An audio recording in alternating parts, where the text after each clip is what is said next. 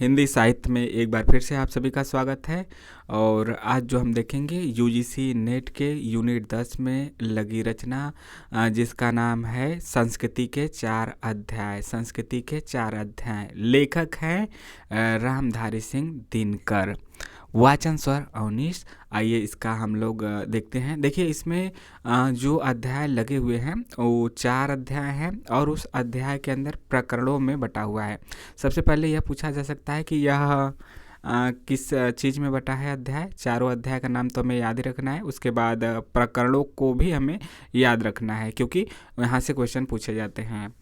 ठीक, और इसकी जो प्रस्तावना है वह जवाहरलाल नेहरू ने लिखी है और जो यह समर्पित है यह आपके राजेंद्र प्रसाद को समर्पित किया गया है। ठीक है, जवाहरलाल नेहरू ने प्रस्तावना लिखी है, भूमिका तो खुद आपके रामधारी सिंह दिनकर ने लिखा है। तो चैनल को सब्सक्राइब, लाइक, शेयर इसी प्रकार से करते रहिए, लोगों से भी कराते रहिए। आइए देख लेते हैं। सबसे पहले हम चारों अध्यायों का नाम देखेंगे जो बड़ा बड़ा वाला है। यानी इसका देखिए, पहले अध्याय का नाम है भारतीय जनता की रचना और हिंदू संस्कृति का आविर्भाव। देखिए यहाँ से अब क्वेश्चन यदि सभी को आप याद कर लेते हैं, सभी का नाम याद कर लेते हैं, निश्चित रूप से मानिए कि आजकल जो डीप में क्वेश्चन पूछा जा रहा है, तो डीप में पूछे जाने का मतलब क्या है? डीप में पूछे जाने का मतलब है कि अंदर से क्वेश्चन पूछे जा रहे हैं। तो यहाँ पे हम एक चीज़ पहले देखते हुए चलते हैं। पहले अध्याय का नाम है भारतीय जनता की रचना और हिंदू संस्कृति का आविर्भाव, और इसमें कितने प्रकरण हैं? 3 प्रकरण है। ठीक है, उसके अंदर दूसरे अध्याय का नाम है प्राचीन हिंदुत्व से विद्रोह, और इसके अंदर कितने प्रकरण हैं? इसके अंदर प्रकरण कितने हैं? 7। ठीक है, तीसरे अध्याय का नाम है हिंदू संस्कृति और इस्लाम, और इसके अंदर जो प्रकरण है वो आपके प्रकरणों की संख्या कितनी है? 12 प्रकरण है। कितने हैं? 12। पहले में 3, दूसरे में 7, तीसरे में 12। यह हमें याद रखना है, पहले ऊपर से मोटी मोटा। चौथे अध्याय का नाम है भारतीय संस्कृति और यूरोप। ठीक है, और इसमें प्रकरण जो है, इसमें प्रकरणों की संख्या 17 है। तो हमने देखा 3 है पहले में, दूसरे में 7, तीसरे में 12 और चौथे में 17 है। दिखा भी देते हैं आपको। देखिए यहाँ पे 17 है, और 17 के नाम तो हमें बिल्कुल याद रहने चाहिए। 17 के नाम बिल्कुल याद रहने चाहिए। इसके अंदर ना याद रहे चलेगा, लेकिन प्रकरण ही इतना ज़्यादा है कि प्रकरण का नाम तो हमें याद ही रखना चाहिए। डायरेक्ट भी पूछे, मिलाने के लिए दे दे, सत्य कथनों में पूछे, किसी भी प्रकार से पूछे, यहाँ पे हम लोग का गलत नहीं होना चाहिए। ठीक है, पहले 4 अध्यायों का नाम हमने जान लिया, और चारों अध्यायों के अंदर की चीज़ें अब देखते हैं। जैसे पहले अध्याय का नाम है भारतीय जनता की रचना और हिंदू संस्कृति का आविर्भाव। इसके अंदर 3 जो प्रकरण हैं उसके नाम देखते हैं। देखिए इसको थोड़ा बड़ा कर लेते हैं ताकि अच्छे से दिखे साफ साफ, क्योंकि कुछ लोग की शिकायत रहती है कि अरे साफ साफ दिखाया करो, साफ साफ नहीं दिखाते, ऐसा दिखाते वैसा दिखाते, क्लियर करो, वो करो वही करो।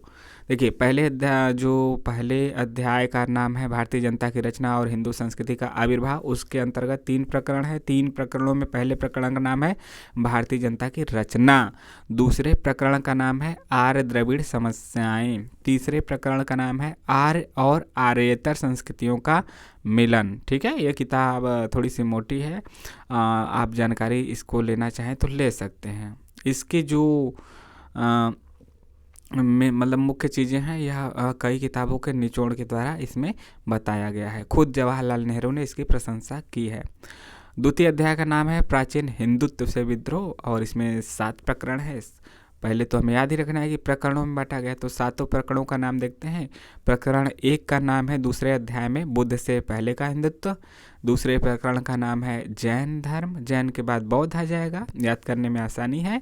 और फिर तीसरे में बौद्ध हो गया, चौथे में है वैदिक बनाम बौद्ध मत, और उसके बाद 5वें में है प्राचीन भारत और वाह विश्व, उसके बाद 6वें में फिर से बौद्ध आ गया, बौद्ध साधना पर शाक्त प्रभाव, 7वें में आ गया बौद्ध आंदोलन के सामाजिक प्रसंग। ठीक है, फिर बौद्ध आ गया, बौद्ध आपका ज़्यादा है। ठीक है, बौद्ध धर्म के बाद एक बीच में देख सकते हैं बौद्ध धर्म के बाद अब बौद्ध से ही जुड़ा हुआ है। वैदिक बनाम बौद्ध मत, प्राचीन भारत और वाह्य विश्व, बस यहाँ पे थोड़ा सा बीच में आया है।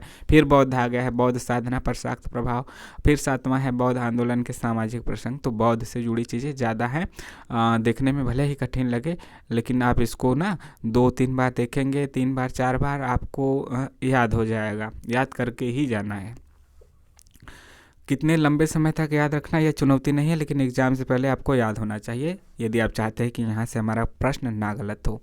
तीसरा अध्याय है हिंदू संस्कृति और इस्लाम, और इसके अंतर्गत जो 12 प्रकरण है उसको आइए देखते हैं हिंदू संस्कृति और इस्लाम में। देखिए, पहले प्रकरण का नाम है हिंदू मुस्लिम प्रश्न की भूमिका, दूसरे का नाम है इस्लाम धर्म, तीसरे प्रकरण का नाम है मुस्लिम आक्रमण और हिंदू समाज, चौथे प्रकरण का नाम है हिंदू मुस्लिम संबंध।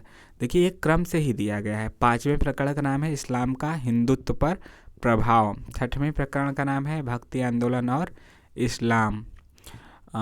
देखिए, वहाँ पे भी देख सकता है कि पहले अध्याय में कितने प्रकरण है, दूसरे अध्याय में कितने प्रकरण है, तीसरे अध्याय में कितने प्रकरण है, चौथे अध्याय में कितने प्रकरण है, तो यहाँ से भी दे सकता है। छठवें प्रकरण का नाम है भक्ति आंदोलन और इस्लाम, सातवें प्रकरण का नाम है अमृत और हलाहल का संघर्ष, यह तो पूछा भी जा चुका है, 2 बार 3 बार से यहाँ से भी क्वेश्चन आते रहे हैं।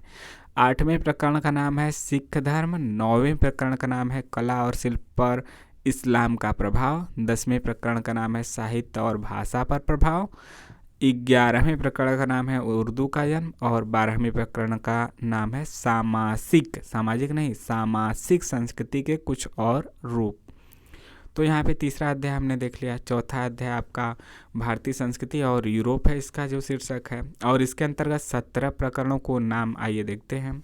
यह भी ईजी है, मतलब आप मत ऐसा सोचिए अरे इजी कह के इतना बड़ा बड़ा बता रहे हैं, बल्कि शुरू में हमको भी यह कठिन लग रहा था जब हम उस समय पढ़ रहे थे, और पढ़ाने के लिए पढ़ रहे थे इस बार, तब भी हमें लगा कि नहीं ज़्यादा कठिन होगा, लेकिन यकीन मानिए, भरोसा रखिए, यह उतना कठिन नहीं है। ऐसा भी नहीं है कि बिल्कुल आसान ही है, लेकिन कठिन नहीं है, यह मान के चलिए। थोड़ा सा 2-3 बार देखने पे यह कठिन जो हमें लग रहा है वह आसान हो जाएगा। पहले प्रकरण का नाम है भारत में यूरोप का आगमन, दूसरे प्रकरण का नाम है शिक्षा में क्रांति, क्या शिक्षा में क्रांति, तीसरे प्रकरण का नाम है ईसाई धर्म और भारतीय जनता, चौथे प्रकरण का नाम है हिंदू नवोत्थान, पांचवें प्रकरण का नाम है ब्रह्म समाज, ठीक है, ब्राह्म नहीं ब्रह्म समाज, ठीक। छठवें प्रकरण का नाम है महाराष्ट्र में नवोत्थान, महाराष्ट्र में जानते ही हैं गोविंद रानाडे सब आएंगे, इसके अंदर का भी एक झलक देख लीजिएगा, सबके अंदर का एक एक झलक देख लीजिएगा कि किसके अंदर क्या है, कम से कम पता चलेगा ना वह किससे रिलेटेड है।